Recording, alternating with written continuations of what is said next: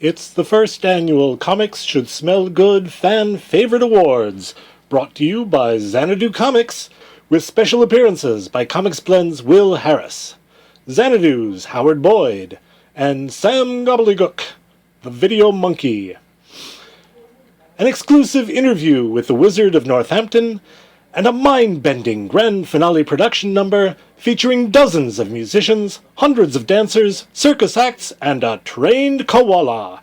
And now, here are your hosts for tonight's awards extravaganza, Casey and Morgan. Hey, woo, woo. Hey, how should smell good? Woo. We're pretty great, right? And welcome, one and all, to the first ever Comics Should Smell Good Fan Awards. That's right. You have cast your votes and decided. And we listened. And we bring to you now the best comics of this year.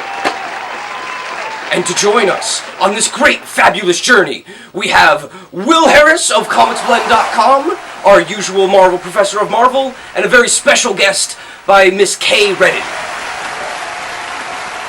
Oh my god, hey! Oh my god! I was thinking of forever! I'm so honored.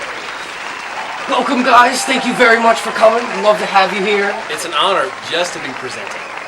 You know, I mean, with the nominees as they are, this, you know, illustrious company that we keep, it's great. And we're going to start off here with Best Publisher. We're going to start off with a big one. The nominees for this year are Marvel. Dark Horse. DC. and Image. And the winner. If we could get the envelope, please.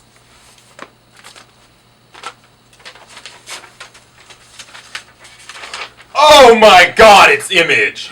Holy crap! Good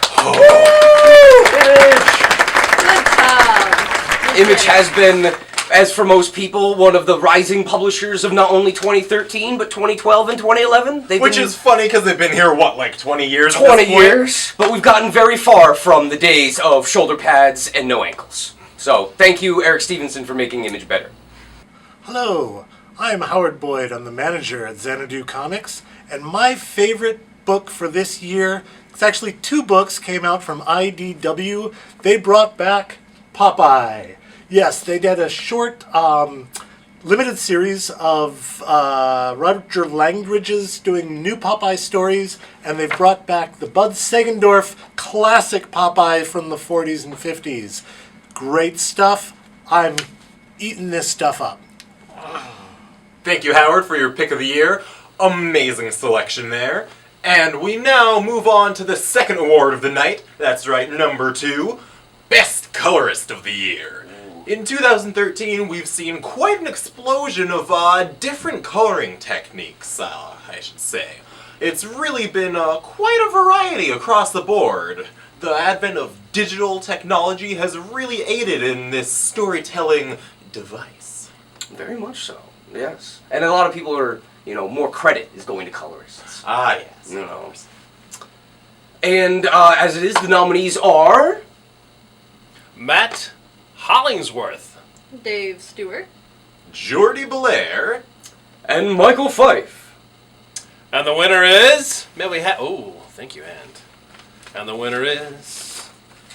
Dun, dun, dun. Suspense. Jodie Blair, because she colored everything last year. Is that even fair? Well, not really, but that's what everybody put down because, like I said, you know, people are getting more credit, and you know, she colors everything. But she's really good, beautifully. Yeah. Well, you know, it's cool. Somebody had to take half of everything from Dave Stewart. It's true. You know, you can't just have Dave Stewart on everything. Well, yeah. Congratulations, Jordy. Congratulations.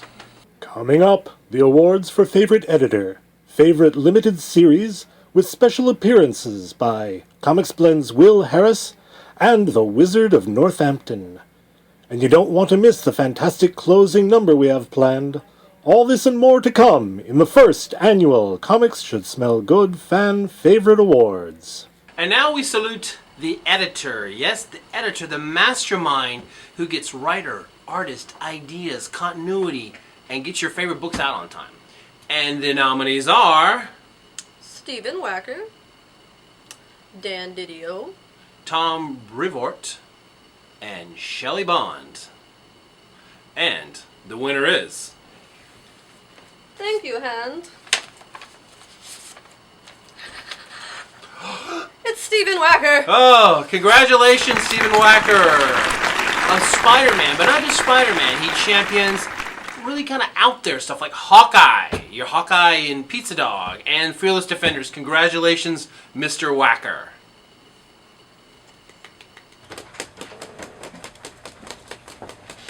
Now we will be presenting limited series.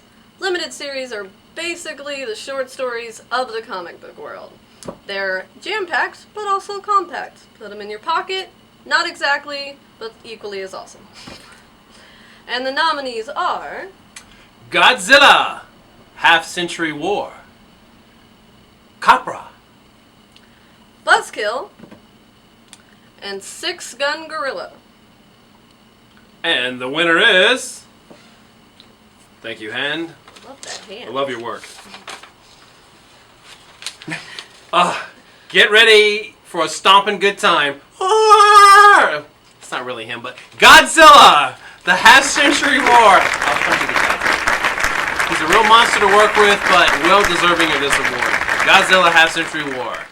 Hey everybody, it's Morgan, part-time addict troll here at Zanadu Comics with my pick of the year. This is Zero by Alish Khat and a host of talented artists.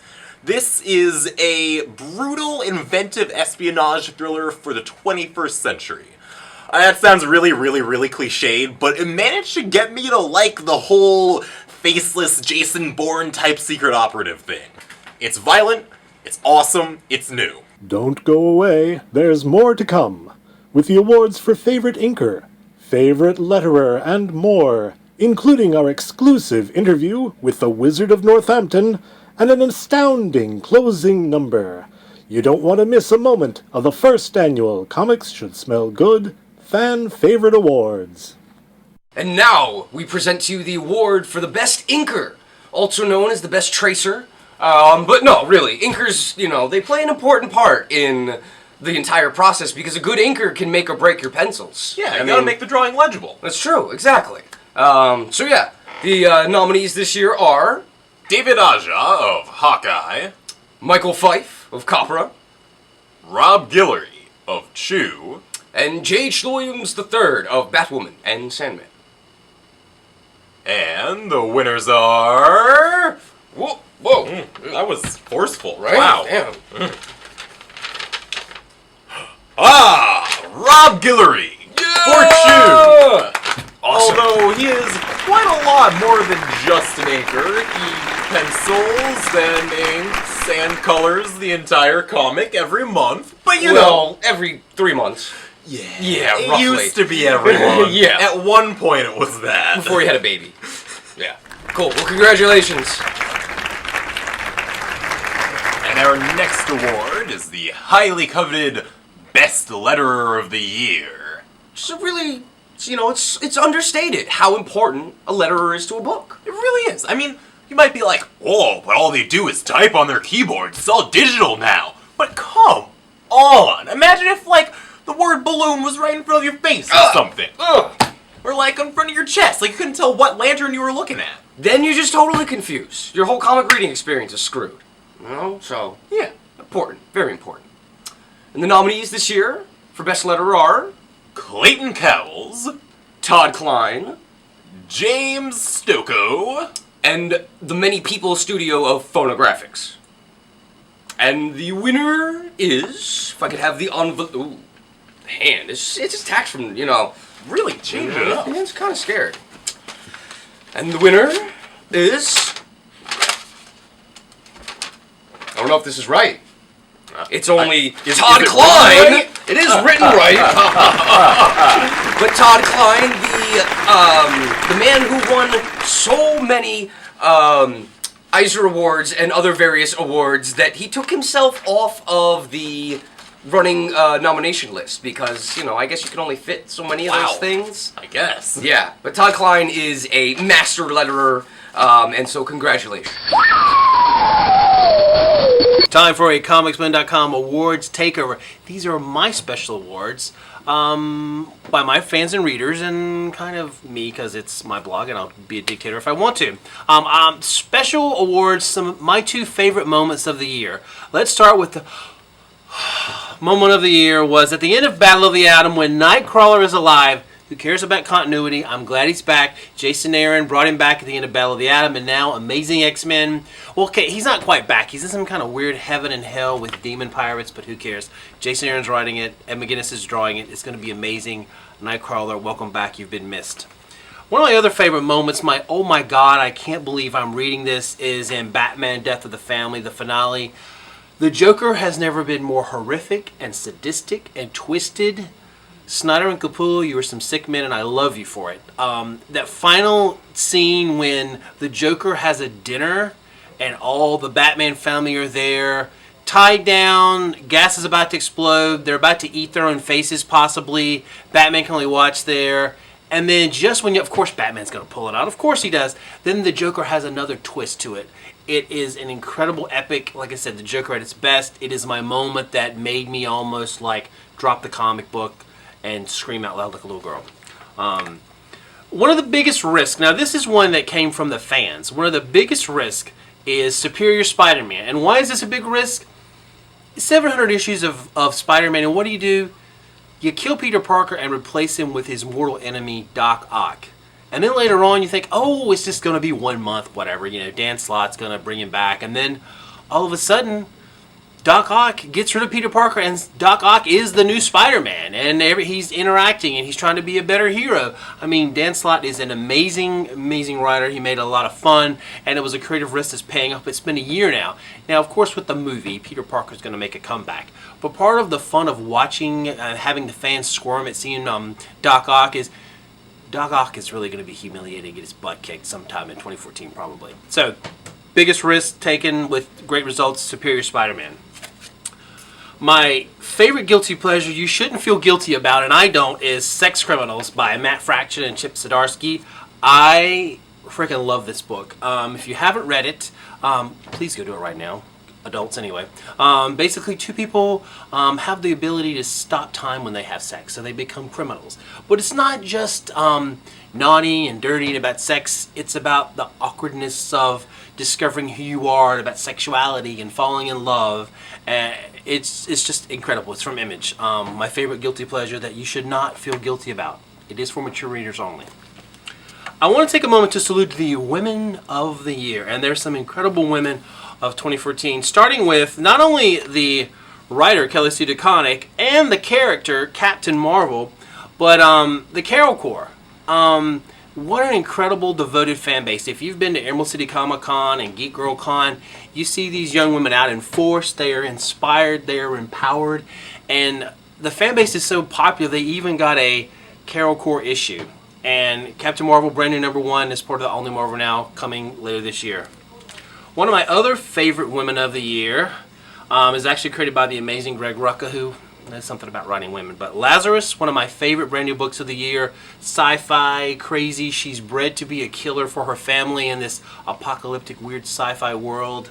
I don't know, think of the Hunger Games on psychotic acid, I don't know. But Forever Carlyle, the heroine of Lazarus, she's amazing. And 2 women of the year that may be pretty familiar to you, but I think it's worth noting. Another great risk, you bring back the original X-Men into the present. And Jean Grey, I mean, do we really need to see Jean Grey again? But when it's Jean Grey, the original, what a comeback. She's amazing. She's stronger. She's tough. Brian Bendis showed us all over again why we love Jean Grey and why she's an amazing hero. And also in this book, a woman who really came into her own this year, Kitty Pryde. Don't call her an ex-baby. Don't call her, Wolverine's sidekick anymore. She's really come into her own. She's actually leading the all-new X-Men. So 2 of my favorite women of the year. Back to you guys. I think I'll let Casey and all you guys have your award show back. Thanks for listening and thanks for reading. We are going to the best cover artist of 2013, which is, very important because it's good to have very important. a good first thing you see. Yeah, it's a good package. I mean, how many books have you been duped into buying because it had a cool cover, and then you got it home, you looked at it, you're like, hey, It just means they're doing their job right. exactly, or you were fooled. But either way, the nominees for this year are Cliff Chiang on Wonder Woman. Francesco Francavilla on, 80% of the rack, pretty much, almost all comics. Fiona Staples on what else? Saga. And Mr. J. Lee on the Batman Superman. And the winner is... I ain't touch it. Take it. I don't want to touch it.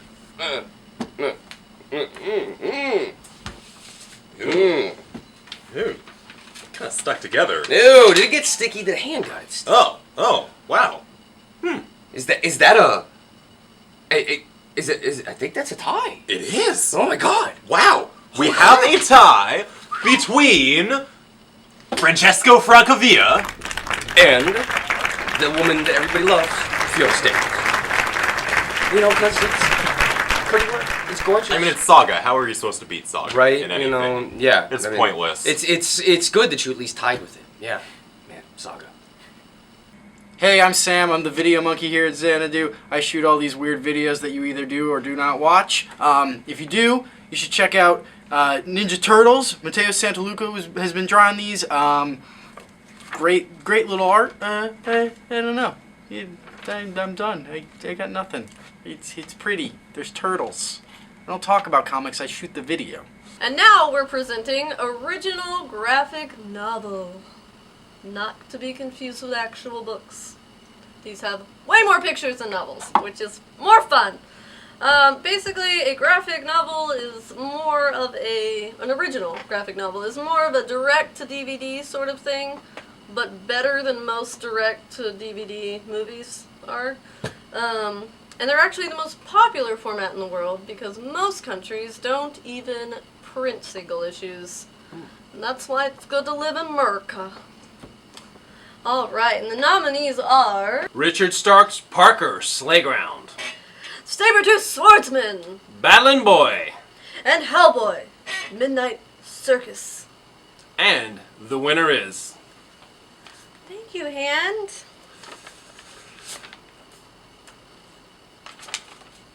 And we have a tie. It's a tie! Can you feel the tension? I demand The a tension recount. is so intense, you could cut it with a claw. The winner is Richard Stark's Parker, Slayground, and... Sabretooth Swordsman. Hey everybody, I'm Casey, official comic monkey here at Zanadu Comics, and my pick of the year is Gamma by Eric Freitas and Ulysses Farinas. It is basically Power Rangers, Pokemon, and beer all together. I mean, who hasn't thought of this before? It's amazing. It's only about 25 pages. It's really short. It's really awesome. It's about a guy who gets beat up for $50 a punch, and he spends most of his money at the strip joint across the street. But it's got great monsters, and there's cute little things, and a Thunder Jerboa. Thunder Jerboas are cute. I want a Thunder Jerboa. Thanks, guys. And now, Best Penciler. The amazing artist who captured the horror, the emotion, the action, and the power. But you had the power in this one, and these are your nominees for Best Penciler. J.H. Williams III for Batwoman. David Aja of Hawkeye. Sean Murphy for The Wake. And Greg Capullo, Batman. And the winner is... Thank you, Hand. Jerk. It's another tie. My hands are tied. We have a tie. Well, winner one is J.H. Williams III for Batwoman. And our other tie is David Aja of Hawkeye. See, who says Marvel and DC can't get along? You, the fans, have put them together, tied together. Yay! Stay tuned as the first annual Comics Should Smell Good Fan Favorite Awards continues. Still to come, the awards for Favorite Writer and Favorite Ongoing Series, as well as our exclusive interview with the Wizard of Northampton, and a closing number that will make Neil Patrick Harris look like an amateur. Psst, yeah. Alright, so this is the special secret interview where we've summoned the man himself, the very Wizard of Northampton with the power of our Comic Monkey addict trolls. That's right, we have... How the hell did I get here? Who the hell are you? What the hell am I doing here? Well, clearly you're here, and you're here to answer the questions I have for you. We summoned you, and you are here, sir. Mr. Wizard. All right, go ahead. Okay, right. So, Alan, may I call you Alan? You just did. Alan, you've been a bit less, prolific in recent years. Is it because you've already, said what you've had to say, or are you, getting bored with the comics medium, or is there some secret project that you're working on? My work speaks for itself. Everything I've written, and everything I haven't written hasn't been written. Oh, okay. I'm always writing. Always working? Always stuff coming out. It flows. Good. Is there any hints maybe you could give of anything that's coming up? Why should I tell you? Fair enough. Alright. How do you feel about comics' current mainstream popularity? I mean, it's known that your work, especially your early work, is among the first things passed to new people who come into the comic world. Do you think that those new people can really understand what you were trying to say in your early work? Like, for example, Watchmen. It's a lot of people's first comic. Do you think that they can understand what it really did for superhero comics? You've got something on your nose. Oh. Awfully brown there. Sorry. My work speaks for itself. If you read my work, you know what my work says. If you haven't read my work, where the hell have you been? Well, fair enough. Alan. Hey. Yeah, still there? Okay. Alright. So I've read that on your 40th birthday, you decided to become a magician. How does one go about doing that? You just be a magician. You just be? I've been a magician since I was 40. I've actually been a magician all my life. I just came to the realization, and it came to me, and I embraced it. Okay. Does that include, the rumors of the embracing of a certain snake god that may or may not dwell under your Northampton home? The first rule about praying to the snake god is that the snake god is to be prayed to. Does snake god have a name? I cannot reveal the true name of the snake god. You may call it Fluffy. Fair enough. All right, last question. We'll get you out of here. I love the rings, by the way. Are those magical? The rings. Oh, okay. So I gotta say, I loved Before Watchmen. Is there a chance at a sequel? Are you and Dave Gibbons gonna get together?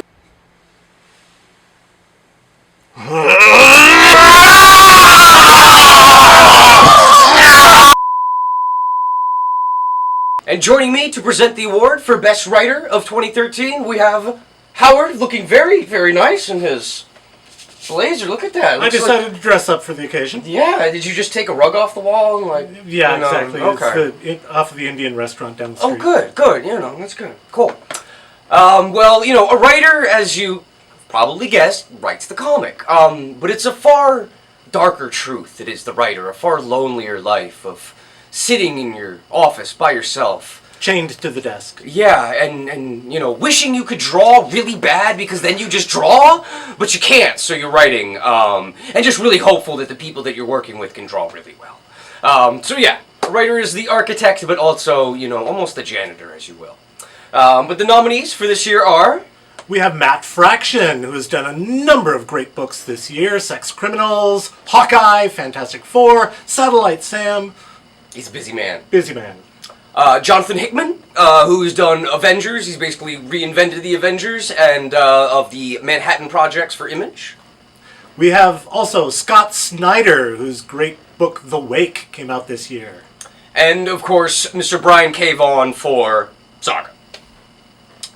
And the winner is... This is if I could have the... Ooh, the... Thank you, Beast. Oh, hey. Don't get all touchy over there. I don't know. And... I was protecting you. Okay, well, good. Okay, I was hiding behind you. But... And the winner is... well... Oh my gosh, it's a tie! The winners are... Matt Fraction. And Brian K. Vaughan. Oh, man! Clearly, our customers here, you just can't choose between two great modern writers who produce a lot of comics. They're really, really good. They really have brought the level of writing up in the industry across the board. Absolutely. So, congratulations, guys. Brian and Matt. Alright, guys. It is time for the most prestigious award of the Comics Should Smell Good Fan Awards for 2013. We're going to present the award Best for the mustache? best... No, but you know who would win on best mustache? Is that Colossus. The Russian Colossus with a giant mustache. Yeah. Oh my god, that was amazing. But no, it is not for best mustache. It is for best ongoing comic, which is, you know, the opposite of a limited series. It keeps going and going and going, like Walking Dead. We hope it Just doesn't stop. But yeah, so the nominees this year are Saga, Wolverine and the X-Men. Profit. Hawkeye. and the winner is, if we could have the envelope, please. The winner is Saga! Yay! This is getting out of hand. Do something about that!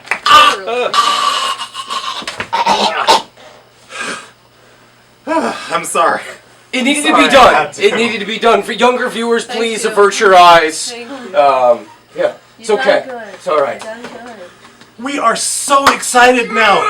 This is the moment I've been waiting for. We've been working for the last 6 months. We've got the music scored, we've got the instruments lined up, we've got the dancers, we've got the koala bear, we've got everything lined up, ready for a final closing number. If we can just bring everybody out here for a final goodbye. Come on, guys. Oh man, I'm really excited for this. It's been an awesome show. It's only gonna get better. Here we go! Maestro, strike up the band! Sorry, guys. We're kind of out of time.